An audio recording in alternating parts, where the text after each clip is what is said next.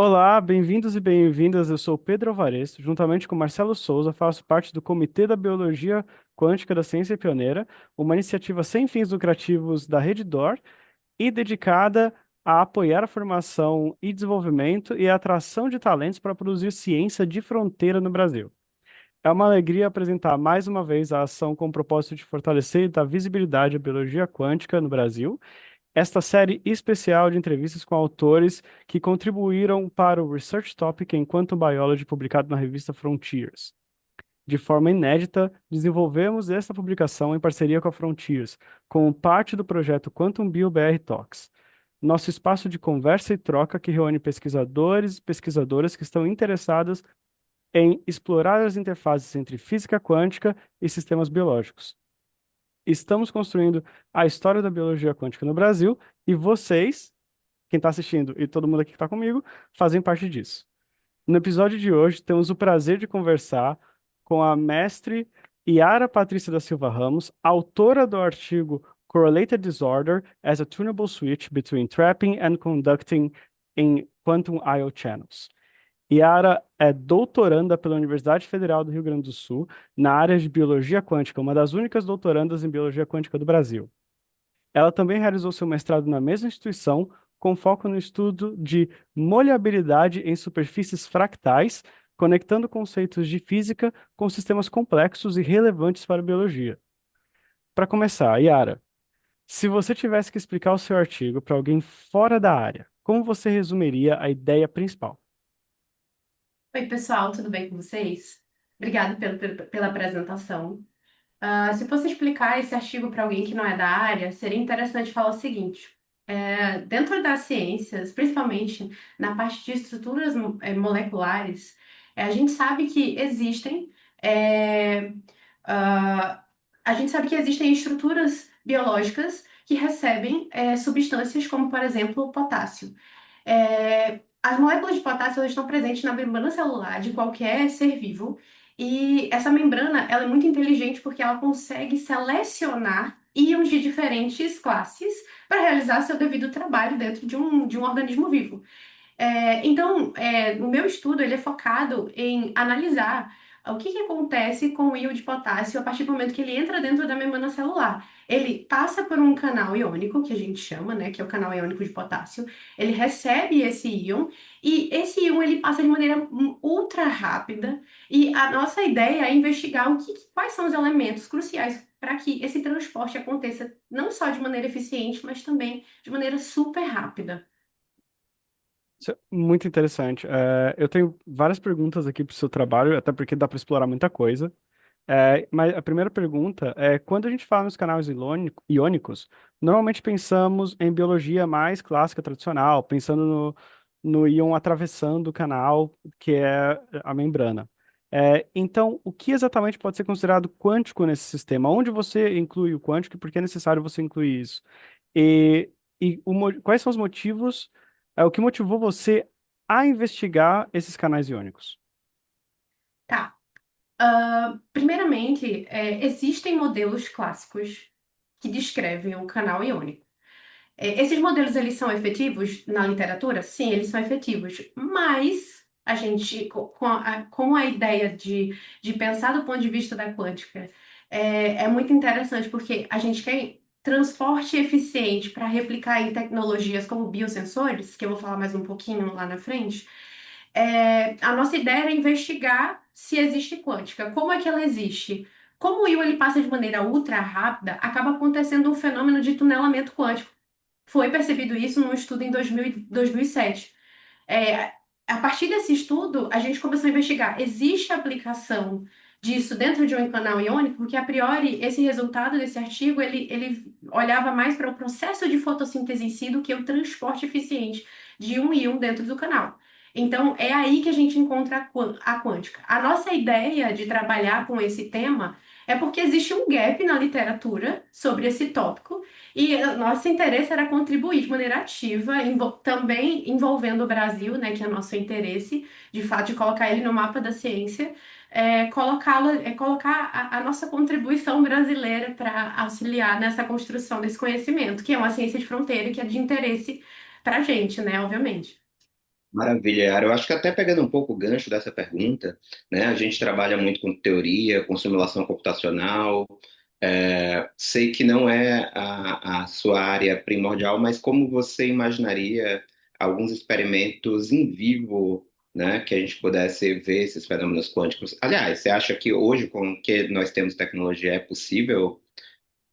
Olha, sim, é possível, mas a nossa ideia é, inclusive, procurar laboratórios, cientistas que queiram contribuir com a nossa área, né? Que é uma dificuldade hoje em dia, principalmente como o Pedro mencionou, essa área, como ela é um pouco nova, é uma ciência de fronteira, então buscar colaboração para aplicabilidade é um pouco difícil, mas fora esse grande desafio, existem aplicações dentro da tecnologia, por exemplo, os biosensores ou dispositivos biológicos, né, que hoje em dia foram amplamente utilizados, por exemplo, durante o processo da Covid. A gente sabe que foram utilizados tecnologias que envolvem biosensores ou fotossensores, e é de grande interesse aplicar os conceitos que a gente estudou no nosso artigo para esse tipo de tecnologia. Então, sim, existe aplicabilidade. E o Marcelo até começou a comentar que você trabalha com mais a parte teórica e a parte mais computacional, inclusive é um desafio a parte computacional. Mas o modelo que você usa ele é bem elegante do ponto de vista físico, né? Mas até que ponto você consegue representar o complexo como canal iônico, o complexo como uma área da membrana, de forma realista no modelo? E o que ainda fica de fora quando a gente compara com o sistema biológico de verdade? Tá. O que é interessante? Qual a mensagem, na verdade, a mensagem principal para eu estudar esse tipo de fenômeno, né, que acontece dentro do canal iônico? O fenômeno que eu me refiro é tonelamento quântico, por exemplo, né, que a gente sabe que o transporte é extremamente rápido. Dentro de uma planta, por exemplo, a gente sabe que a gente tem água, a gente tem uma estrutura que ela é molhada, podemos dizer. A gente tem também ruídos externos e internos. E a gente também tem o desafio da temperatura ambiente, né? Que a Uhum, gente sabe que tem que haver um equilíbrio específico, né? E que existe também resultados para esse equilíbrio para que sustente-se uma coisa chamada coerência quântica, né? Não é só tonelamento que a gente tem, mas a gente tem coerência também. Então, para existir coerência, a gente precisa ter um equilíbrio entre temperatura ambiente, né, que é o que acontece na realidade. Precisamos ter controle do ruído, porque se ele for muito alto, ele destrói coerência. Se ele for muito baixo, ele não auxilia no transporte. O transporte é um pouquinho mais lento, que é o que a gente conseguiu investigar. A gente sabe que com uhum, o ruído, o nosso estudo ele é focado em ruído térmico, então, se esse ruído térmico ele é muito baixo, a gente vê um transporte um pouco lento e até a criação de barreiras em que aprisionam meio que o íon e ele tem dificuldade de continuar a chegar no final do filtro seletor, que é ali no dreno. Então, tendo em vista essa ideia, o nosso modelo se aproxima do real porque existe o ruído térmico. Só que o que falta para ele chegar o mais parecido com a realidade? É a questão de inserir outros tipos de ruído, pode ser ruído sonoro, pode ser ruído, entre aspas, pode ser outros vários tipos de ruído que são interessantes e que existem hoje em estudos, não claro, focados em canais iônicos, mas em outras áreas que a gente gostaria de aplicar. Então, a nossa ideia é tentar aproximar isso ao nosso modelo. Então, se você me permitir, tentar entender um pouco, você está vendo como os ruídos do ambiente podem adicionar relaxação ao seu sistema. E isso vai fazer você perder a coerência durante o transporte.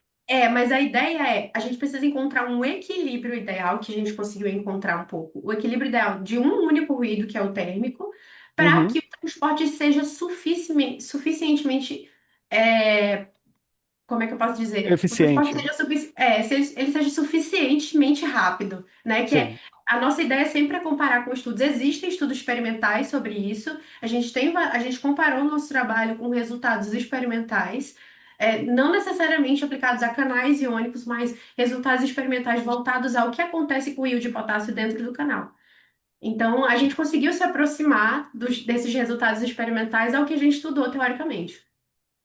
Não, muito legal. O que eu ia puxar é justamente no aspecto de que quando a gente vê a mecânica clássica, geralmente o ruído atrapalha a eficiência. E agora no mundo quântico a gente vê que uma certa quantidade de ruído, né, pode Auxílio. beneficiar, auxiliar, né, fornecer energia, digamos assim. Se você puder falar um pouco mais sobre isso, né, não é sempre que a gente tem alguém que manja tanto quanto você para falar, então, de forma mais ampla. Então, se puder comentar isso, né, esse efeito, digamos assim, benéfico, né, do Sim. ruído no mundo quântico.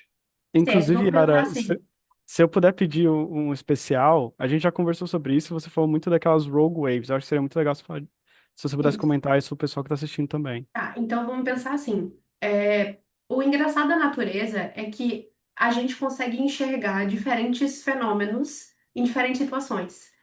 E existe um trabalho que, inclusive, foi o trabalho que baseou o desenvolvimento do nós, que é um trabalho do Lira e do Almeida. É um trabalho bastante interessante que fala sobre o fenômeno de ondas gigantes. Foi verificado nesse estudo que o ruído auxilia na persistência do fenômeno de onda gigante. Então, a gente tentou verificar, né, observando um fator que ele chama de desordem correlacionada. A desordem ela é como se fosse de maneira bastante lúdica aqui, didática, a desordem é como se fosse um controle remoto, em que a gente consegue manipular ele para verificar se existe, se persiste a coerência ou não. Então a gente pode pensar numa forma de equilíbrio. Esse equilíbrio ele vai existir com outros fatores. Um deles é a existência do ruído. Sem ruído, a desordem ela é muito alta. Então, o que que vai acontecer? A gente tem um transporte não eficiente. O que que significa isso? É que o íon ele acaba indo para uma barreira de potencial e que ele fica aprisionado. Ele demora muito tempo para sair. E isso, claramente, qual é o prejuízo disso? A gente tem uma demora no tempo de simulação, a gente tem um resultado que não chega a, a ser comparado de maneira eficaz com resultados experimentais. Então, ao adicionar um pouco mais de ruído, não em excesso, a gente encontra um equilíbrio. E esse equilíbrio faz com que o íon ele passe dentro do canal de maneira extremamente eficiente. Então, essa é a parte legal do trabalho. Isso é muito interessante. É muito legal. E você fala do ruído como se fosse um parâmetro que você pode ajustar na mão. E isso é muito algo que pode ser selecionado na natureza. Isso Sim, é. exatamente. Claro que seria interessante investigar qual exatamente seriam os valores dos parâmetros que a gente controla. Aí entra a parte experimental e que seria necessário brasileiros fazendo isso, né? Ou entrando em Sim. colaboração com outras pessoas. Isso seria sensacional. Eu gosto muito de pensar em como a gente pode usar a biodiversidade do Brasil para pesquisar Isso. diferentes efeitos em biologia, porque a gente acha uma espécie única que consegue fazer algo único. Bom, mas já a gente está começando a se aproximar do final, então eu queria fazer uma última pergunta. Eu acho que a gente tem um pouco de tempo para fazer essa pergunta, que é: esse tipo de fenômeno pode inspirar a aplicações tecnológicas, por exemplo, dispositivos bem inspirados ou sistemas quânticos artificiais? Sim, como eu já havia falado brevemente respondendo a pergunta do Marcelo, é possível sim ter aplicabilidade, tendo em vista que, como a gente sabe que o transporte é extremamente eficiente, o objetivo hoje de tecnologias é conseguir informação de maneira eficaz, ou seja, rápida. A gente sabe que existem, hoje em dia, na tecnologia, esse é um dos gaps mais legais de se obter. Então, só de entender esse fenômeno, a gente talvez conseguisse fazer uma conexão com dispositivos ou biosensores, por exemplo, que eu já mencionei, para que as informações, ou seja, diagnóstico de doenças, ou então até mesmo informação de maneira rápida, como, sei lá, o que a gente usa na tecnologia hoje, que é mensagens de WhatsApp, ou até mesmo essa videochamada. Então, a ideia é entender um fenômeno da natureza e aplicar na realidade. Onde está a aplicação hoje? Em biosensores. Então, essa é a parte legal e que eu vejo conexão com o que eu ando fazendo. Muito legal. E agora que o nosso tempo está realmente acabando, para fechar, Yara, qual seria o principal takeaway do seu trabalho? O que você gostaria que as pessoas levassem para casa da sua pesquisa e da leitura do seu artigo? Eu diria que a coerência quântica e, é claro, o fenômeno de tunelamento se estão presentes na natureza e que eles precisam ser investigados e que ela só existe, ela vai permanecer existindo dentro desse sistema como um canal iônico se a gente colocar ruído, que antes era visto na parte da mecânica clássica como algo que não era benéfico para um tipo de sistema aberto como esse. Então, eu acho que é necessário a gente inserir, estudar outros tipos de ruído. E essa é uma das motivações do meu trabalho, né, para dar continuidade. E não só isso, tentar criar modelos que se aproximem mais da realidade, que é o que eu tenho feito durante esse trabalho. Eu acho que isso é um baita desafio Sim, relacionado à quântica em biologia, especialmente biologia, que são coisas tão complexas. Mas é muito legal o seu trabalho. Muito obrigada, obrigado Pedro. novamente, Yara, por ter vindo aqui, por ter compartilhado com a gente, por ter falado com a gente. Agradeço muito sua contribuição ao Research Topic enquanto Biology da Frontiers e por ter dado seu tempo para conseguir ter essa entrevista e conseguir compartilhar o seu trabalho com todas as pessoas que vão assistir, com certeza. É, Agora, convidamos todos vocês que estão assistindo a entrevista a acompanhar nossos projetos seguindo o perfil da Ciência Pioneira nas redes sociais, que está aqui embaixo. Quer falar com a gente também? Mande um e-mail para o endereço que deixamos na descrição do vídeo. Até a próxima!